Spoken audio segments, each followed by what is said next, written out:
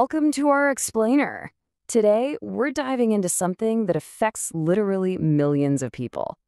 It's a sudden biological event that can be as brief as it is, well, baffling.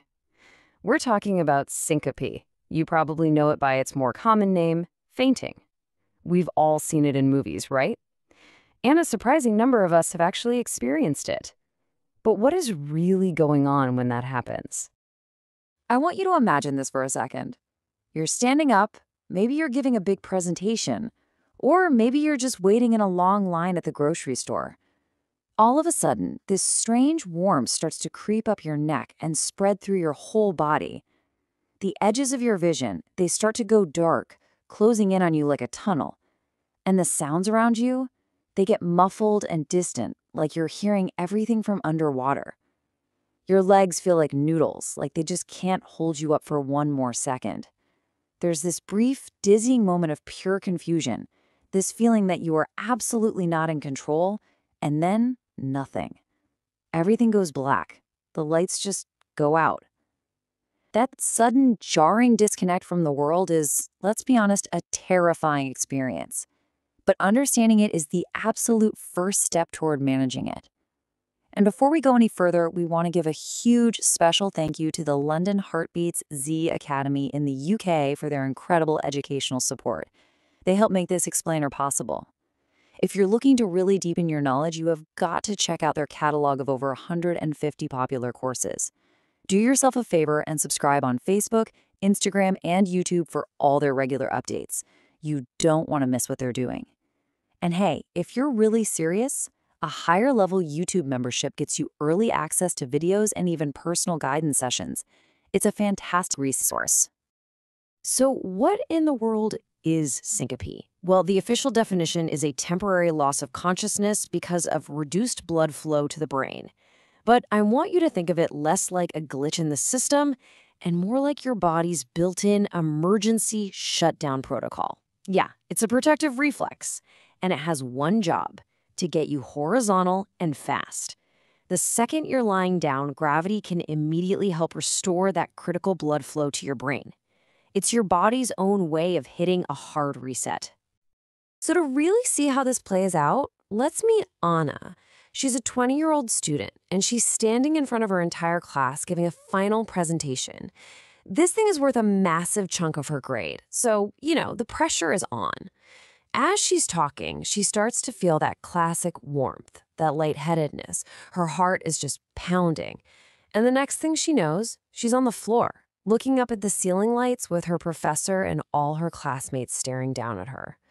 Her story? It's a perfect example of this exact mechanism kicking in under extreme stress.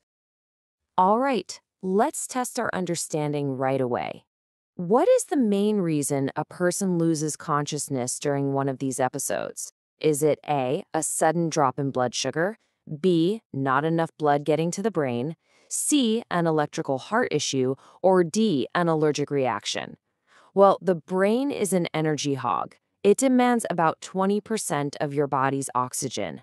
When it senses a critical drop in its fuel supply, it immediately shuts down non-essential functions, like consciousness, to protect itself. So the correct answer is B, insufficient blood flow to the brain. So how does this emergency shutdown actually get triggered? This brings us to the main character in our story, a very powerful and sometimes, let's say, overly dramatic nerve. We're about to explore how this single nerve can basically pull the plug on your consciousness, causing that sudden system reboot we call fainting. This whole thing unfolds like a super fast chain reaction. Let's go back to Anna, our student. For her, the trigger was emotional stress. This made her vagus nerve totally overreact. Now, some people just have a more sensitive, kind of hair trigger response, and that might even be genetic. This overreaction sends out a signal that does two things at once. It slams the brakes on your heart rate, and it throws open the floodgates of your blood vessels. What happens then? Your blood pressure takes a nosedive. Without that pressure, your heart just can't pump blood uphill to your brain, and that's what leads to the shutdown. The crazy part is, the faint itself is the cure. Lying flat restores that blood flow almost instantly. Okay, let's lock this in. Which nerve is our key player here? Is it the optic, sciatic, vagus, or auditory nerve? If you said C, the vagus nerve, you are spot on. This is one of the longest and most important nerves in your entire body. Think of it as a master controller for your heart, lungs, and gut. In vasovagal syncope, it's not that the nerve is broken, it's just a little too enthusiastic about its job. So, what kind of things can set off this big overreaction? Well, here are the usual suspects. For Anna, it was emotional distress. But for someone else, it could be the sight of blood, or standing for too long in a hot, stuffy room, or even just being really dehydrated. As you look at this list, just think for a second. Do any of these sound familiar to you? Recognizing your own personal triggers is the first giant leap toward managing this.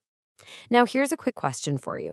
Which of these is not considered a classic physical trigger for vasovagal syncope? A, dehydration, B, prolonged standing, C, sudden intense joy, or D, straining? The answer is C, sudden intense joy. While strong emotions are triggers, it's almost always distress, like fear or anxiety, not happiness. Okay, another quick check. Which of these is a textbook scenario for this to happen? A, watching a calm movie. B, standing for a long time in a hot, crowded room. C, reading a book. Or D, drinking cold water.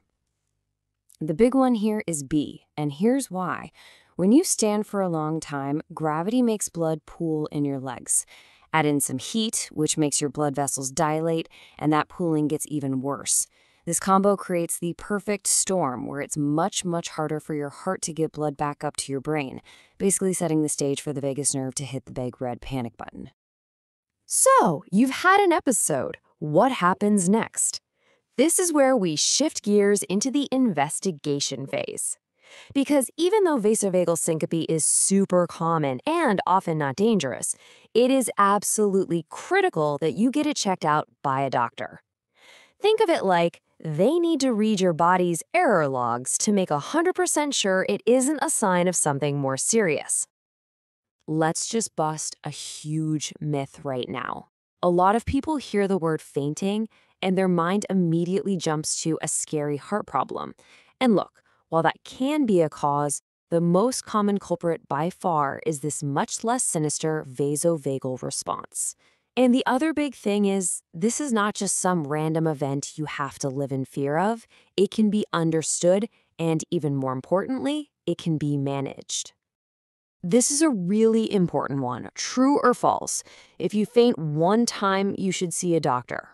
The answer is emphatically, absolutely true. Every single first-time fainting episode warrants a medical evaluation. It is the only way to get a proper diagnosis to rule out other possible causes like cardiac or neurological issues, and to get a clear, safe plan for moving forward. Please don't try to self-diagnose this one. When you go see that doctor, your story is their most powerful diagnostic tool. Seriously, the answers to these questions provide all the essential clues. Were you in a hot room? Did you feel sick to your stomach beforehand? Did you wake up feeling confused or totally fine? This just shows how important your personal experience is to the whole process. It helps the doctor connect the dots. So let me ask you this. When a doctor is trying to diagnose syncope, what is their single most valuable source of information? A, a blood test. B, an MRI of the brain. C, the patient's detailed account of what happened. Or D, a heart rate monitor. The answer is C. Your story, what you felt, and what was happening is worth its weight in gold. Let's bring in our second case, Mark. He's 45 and he's had a few fainting spells at work with no obvious trigger. As you can imagine, this is causing him a lot of anxiety. So his doctor recommends something called a tilt table test. Basically, Mark is secured to a table that's slowly tilted upright while his heart rate and blood pressure are being constantly monitored. It's designed to safely try to reproduce his symptoms in a controlled setting. And sure enough, as the table tilts up, His blood pressure drops, he starts feeling faint, and boom, the test confirms a classic vasovagal response. This gives him a definitive diagnosis and, honestly, immense peace of mind. You know, if you've ever experienced this, you are so far from alone. Just look at this number. Up to 1/3 of the entire population will experience a syncopal episode at some point in their life. 1 in 3 people. That is a staggering statistic, and it really drives home just how common this fundamental physiological response is. Okay, so you know what it is. You've got a diagnosis. Now, for the most important part, what can you actually do about it? This section is all about your management playbook. We're going to give you the tools to reboot the system, but on your own terms. This right here is your in-the-moment action plan. The second you feel those warning signs, the tunnel vision, the nausea, that weird warmth, that is your cue to act. Now, the gold standard, the best thing you can do, is lie down and get your legs up above your heart. But we all know that's not always possible, right? So these other maneuvers are absolute lifesavers. Crossing your legs tightly, squeezing your fists, and tensing your leg and core muscles. I mean, think of squeezing everything from your toes to your stomach. This physically forces blood out of your legs and arms and pushes it back up toward your brain. It short-circuits the faint before it can even happen. Here's a quick pop quiz. If you can't lie down, what is the first physical action you should take when you feel faint? A, find a chair. B, tightly cross your legs and tense your muscles. C, drink water. Or D, take deep breaths. The answer is B. Immediate physical tension is the fastest way to fight back. Let's test that one more time. What's your very first move when you feel it coming on? The only right answer here is C, taking immediate physical action. This is not a wait-and-see kind of situation. Passivity is what leads to fainting. Being assertive with these physical actions is what prevents it. You are literally manually overriding the faulty signal that your vagus nerve is sending out. And why do these actions work so well? What's the goal? The simple goal is A, to increase your blood pressure. By squeezing the big muscles in your body, you are physically constricting your veins. This gives you a temporary artificial boost to your blood pressure, just enough to keep that crucial blood flowing to the brain and stop the fainting sequence dead in its tracks. It's a pretty powerful biohack when you think about it. And our final story perfectly illustrates this empowerment. Let's talk about Maria.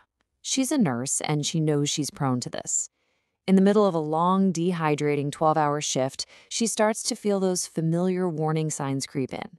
She's in a patient's room, she can't just lie down on the floor, but instead of panicking, she calmly leans against a wall, tightly crosses her legs at the ankles and the knees, clenches her fists, and just squeezes her thigh and stomach muscles. She holds that tension for about 30 seconds, and the feeling of dizziness, it fades away. She successfully stopped the faint and was able to get on with her work. That is knowledge in action. Wow, we have covered a lot of ground, from the deep physiology of why we faint, all the way to practical on-the-spot management tricks. So let's just boil all of this down into the most important takeaways that you need to remember. Here it is, nice and simple. First, remember that syncope is a protective reflex, not a disease.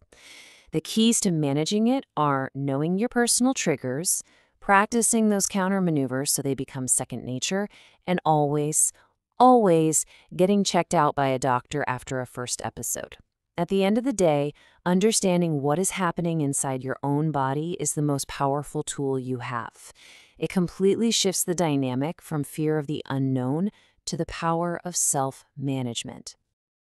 Okay, one last question to bring it all home. For the vast majority of people, what are the two most important pillars of managing vasovagal syncope? Is it A, medication and surgery, B, ignoring it, C, identifying triggers and using countermaneuvers, or D, a special diet? The answer is C. It really is that simple, but it's so powerful. A combination of knowledge, knowing your triggers, and action, using those physical maneuvers to stop it. And we're going to end with this thought. Fainting might feel like the ultimate moment of powerlessness, but learning its mechanisms, that's how you get the power back. Understanding the signals, the triggers, the internal wiring, that is what allows you to take back control. So the real question isn't just about what syncope is. It's about what is your body trying to tell you. Thanks for joining us for this explainer.